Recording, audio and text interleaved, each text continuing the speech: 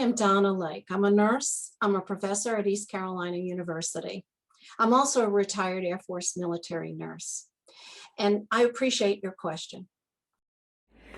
I have a doctor, I have a specialist, and I have a physical therapist too. So, who needs to know about my advanced care planning? That's a really important question. I do have a doctor, a physical therapist, and also a specialist. As we get older, we need more care.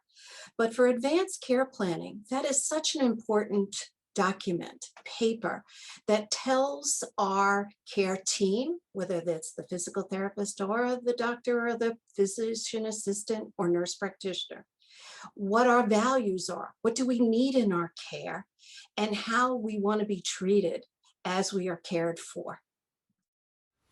How do I make sure my care provider has access to my advanced care plan?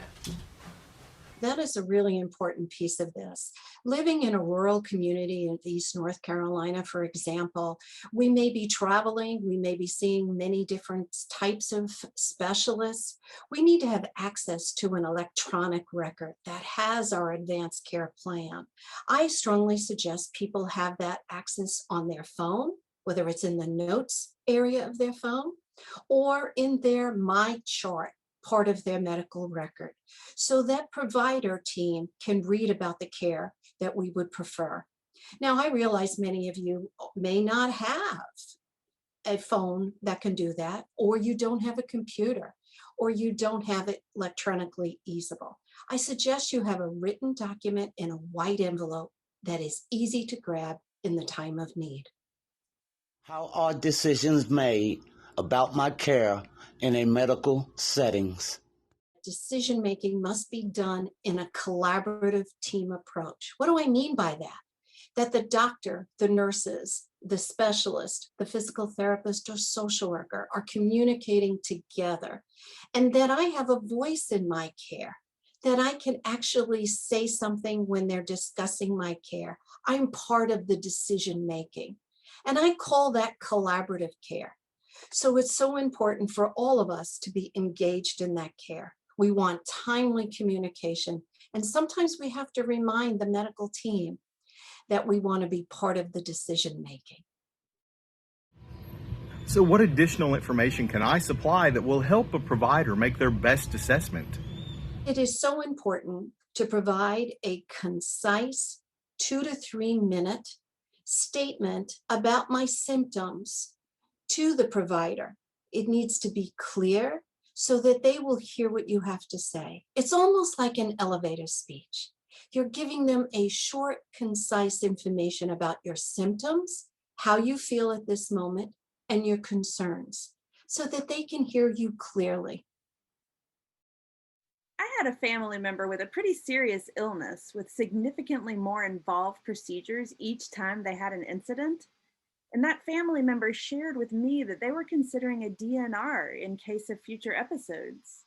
But I've heard a little about a DNR. What does that mean? This is something that has happened to me. My mother was in the intensive care unit, and she had a very bad reaction to a surgical procedure. She had more than 6 different physician specialists. She had infection disease doctors. She had multiple teams. And it got to the point where she was on a respirator to help her to breathe.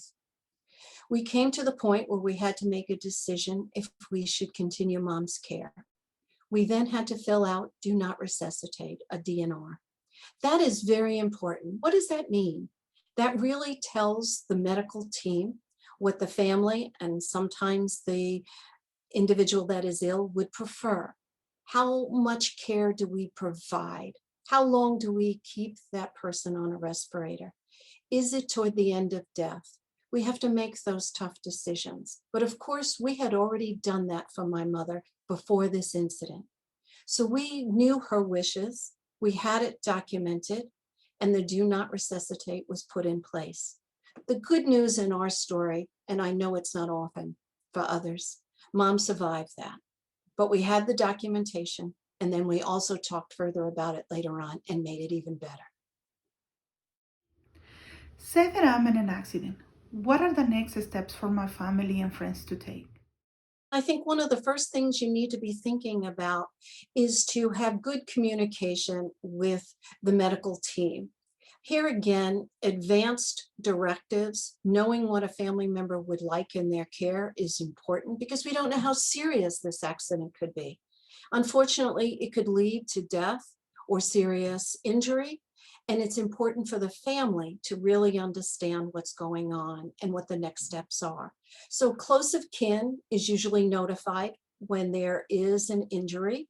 Second is they usually go to the facility and be with the team that's going to care for the member. Third, you'll meet a provider team that will want to know more about the injured person. So you should know what medication they're on, what their medical history is, and also if they are seriously ill, what kind of advanced care would they want?